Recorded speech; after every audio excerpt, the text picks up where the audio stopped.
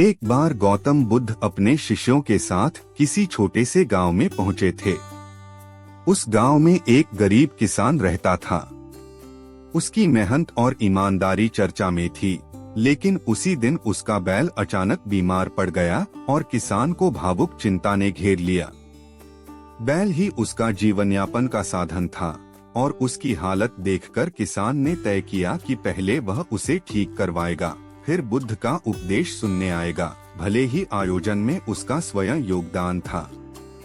जैसे ही किसान ने बैल को बचा लिया, वह थका हुआ, भूखा प्यासा और व्याकुल अपनी साधारण अवस्था में बुद्ध की संगति में पहुंचा।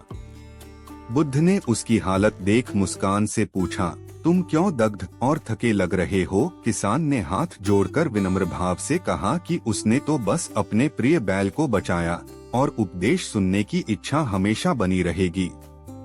बुद्ध ने तत्काल आदेश दिया कि उस पर भोजन करवाया जाए। जब किसान तृप्त हुआ और उसकी आंखों में शांति लौटी, तब बुद्ध ने अपनी सभा को संबोधित करते हुए कहा कि जब किसी के मन में उपदेश सुनने की क्षमता ही शेष न हो, क्योंकि उसका पेट खाली हो या आंदोलित हो, तो भाषण क्या लाभ कर पाएगा। भूख मिटाना भी एक बड़ा उपदेश हो सकता है, ऐसा बुद्ध का मर्म था। यह कहानी हमें यह सिखाती है कि करुणा और मानवता उपदेश से पहले जरूरी है। एक और प्रसंग बुद्ध की उस शिष्य शुद्धिपंथक की कहानी से जुड़ा है, जिसे बुद्ध सबसे धीमा शिक्षित मानते थे। शिष्य को पढ़ने लिखने या मंत्र याद रखने में बहुत कठिनाई होती थी, लेकिन एक दिन जब वह जमीन साफ कर रहा था, उसने अपने भीतर पूछा, क्या यह जगह तो साफ हुई, पर क्या मेरा मन भी साफ हुआ? उस विचार से वह अचानक मुकमंथन में लीन हो गया और उससे आत्मज्ञान की प्राप्ति हुई।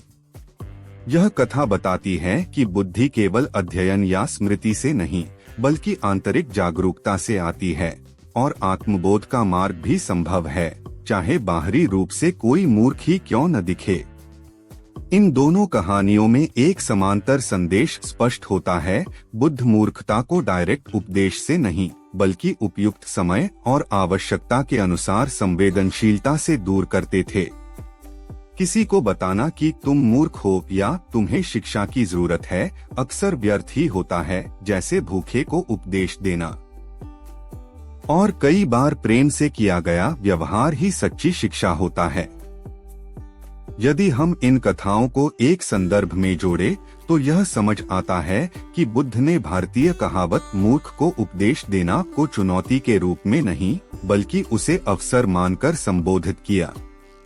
उन्होंने दिखाया कि एक हेतुसमझ वाला, सहानुभूतिपूर्ण दृष्टिकोण और शांत संवाद कभी कभी कठोर उपदेश से माना एक मूर्ख व्यक्ति खुद क्यों मूर्ख बना रहता है, शायद उसे समझाने या बदलने की परंपरागत कोशिशें बस उसे और खींचाती हैं। लेकिन यदि बुद्ध समय का चुनाव करते हुए जीवन की मौलिक आवश्यकता, भूख, थकान, आंतरिक परेशानी पहले दूर कर देते, तब स्वाभाविक रूप से व्यक्ति का मन उपदेश के लिए खुल जाता। यही विवेक होती है। इसी प्रकार बुद्ध ने शुद्धिपंथक को अपनी धीमी समझ के बजाय उसकी आंतरिक क्षमता, मन की सफाई पर ध्यान केंद्रित करना सिखाया, जिससे वह पारंपरिक बुद्धिमत्ता भी पा सका। यह संदेश हमें खामोशी और विचारशीलता के उपयोग की याद दिलाता है, जहां शब्दों की शक्ति तभी सर्वोत्तम होती है जब वह सही समय, सही व्यक्ति और सही उद्देश्य के साथ हो। इस तरह बुद्ध की ये कथाएं ये स्पष्ट करती हैं कि मूर्खता का सीधा इलाज कठोर उपदेश नहीं, बल्कि स्नेह, करुणा और समझ से की गई पहल है। भूखे को भोजन देना, अशांत को शांति देना और अधूरा को आत्मबोध की राह दिखाना। दोस्तों, अगर आपको यह वीडियो पसंद आया हो तो लाइक करें, शेयर करें और सब्सक्राइब जरूर करें। इसके अलावा अगर आपके मन में और भी सवाल हो, कमेंट में जरूर बताएं।